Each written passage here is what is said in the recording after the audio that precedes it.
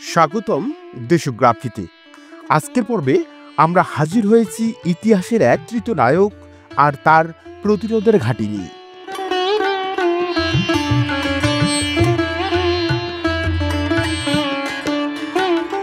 আপনি জানতে চলেছেন গোটা ভারতবর্ষের স্বাধীনতার সূচনা রংপুরের যে স্থান থেকে হয়েছে।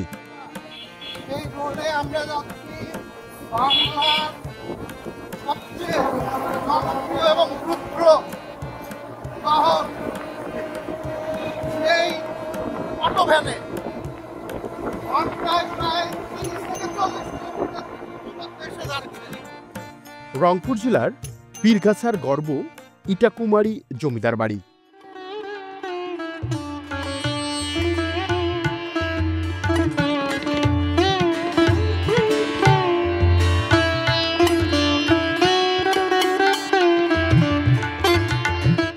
এই বাড়ি শুধু ইট, কাঠ আর পাথরের নয়, এটা বিদ্রোহ, শিক্ষা আর আত্মত্যাগের জীবন্ত প্রতীক। পুরো ভারতবর্ষের মধ্যে ইটাকুমারী ছিল এক বিশেষ নাম। একসময় একে বলা হতো অবিভক্ত বাংলার দ্বিতীয় নবদ্বীপ। এই জমিদার বাড়ির প্রতিষ্ঠাতা ছিলেন রাজা রঘুনাথ চন্দ্র রায়, আর তার পুত্র রাজা শিবচন্দ্র রায় ছিলেন একজন সাহসী দেশপ্রেমিক। 1783 সালে এখান থেকে শুরু হয় রংপুরের ঐতিহাসিক প্রজা বিদ্রোহ। এই বিদ্রোহে তার সঙ্গে ছিলেন মন্থনা জমিদার দেবী চৌধারানী।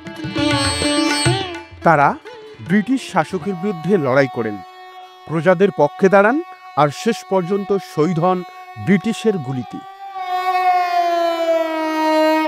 এই জমিদার বাড়ি ছিল সেই বিদ্রোহের গোপন কেন্দ্র, যেখানে গর্জে উঠেছিল স্বাধীনতার প্রথম ধ্বনি।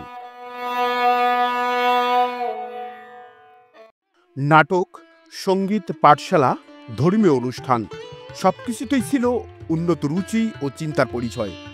ইটাকুমারীর খ্যাতি ছড়িয়ে পড়ে গোটা বাংলায়, এমনকি ভারত জুড়ে।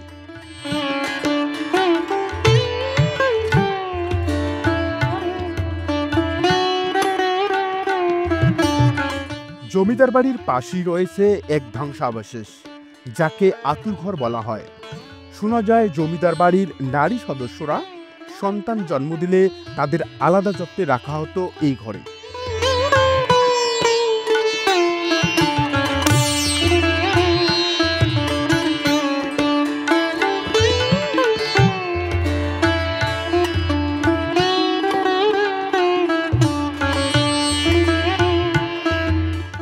এছাড়াও বাড়ির চারপাশে রয়েছে বিশাল পুকুর, পুরনো মন্দির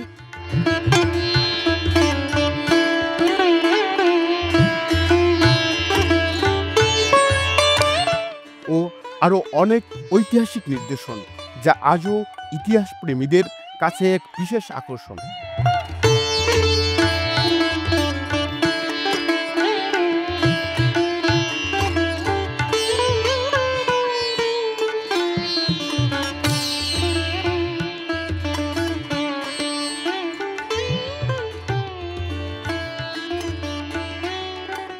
এই গাছটি হচ্ছে এশিয়ার সবচেয়ে পুরাতন কাঠবাদাম গাছ।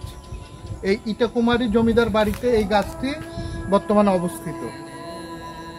দুঃখজনক হলেও সত্য, আজ এই গৌরবময় জমিদার বাড়ি অবহেলিত। যেখানে একদিন বিপ্লবের আগুন জ্বলেছে, সেখানে আজ মানুষ মলমূত্র ত্যাগ করেছে। ইতিহাসের সাক্ষী হয়ে থাকা দেয়ালগুলো ভেঙে পড়েছে চুপচাপ।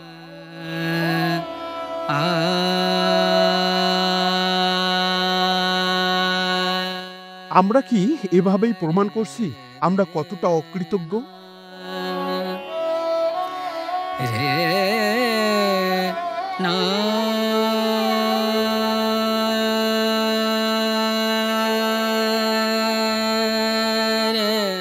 তখনকার দিনে এই এলাকা থেকে বেরিয়ে আসত জ্ঞানী, চিন্তাবিদ, কবি, সংস্কৃতি সেবক।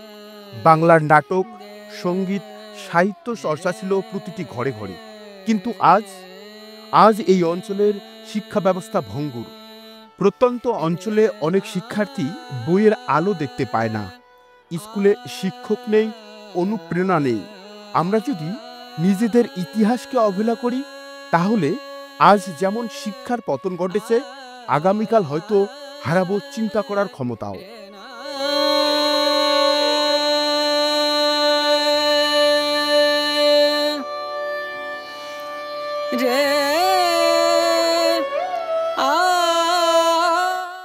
এই বাড়ি রক্ষা করা শুধু সরকারের দায়িত্ব নয়, আমাদের সবার দায়িত্ব এই ইতিহাসের সন্তান হিসাবে।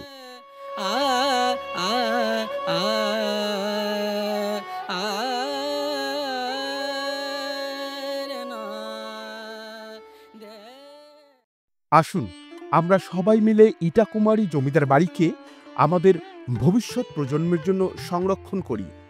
এই বাড়ি হোক গর্বের চিহ্ন, শিক্ষার কেন্দ্র, ইতিহাসের বাতিঘর। আপনি যদি মনে করেন এই ইতিহাস মানুষের জানা দরকার, তাহলে এই ভিডিওটি লাইক করুন, শেয়ার করুন আর সাবস্ক্রাইব করুন আমাদের চ্যানেল দেশোগ্রাফি। আপনাদের ভালোবাসা আমাদের অনুপ্রেরণা।